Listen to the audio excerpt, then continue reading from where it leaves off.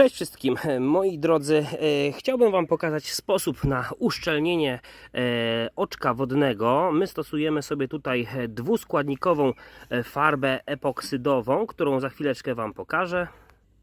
Wygląda to w ten sposób. To jest właśnie baza. Do tego mamy utwardzacz i oczywiście rozpuszczalnik specjalny do farb epoksydowych, jeżeli jest taki konieczny. Wszystko sobie mieszamy i mamy na to troszkę czasu, żeby wymalować całą powierzchnię. Wszystko oczywiście należy wymieszać dokładnie takim oto świdrem. W naszym przypadku jest to już powierzchnia przygotowana. Będzie to nakładana teraz warstwa numer 3.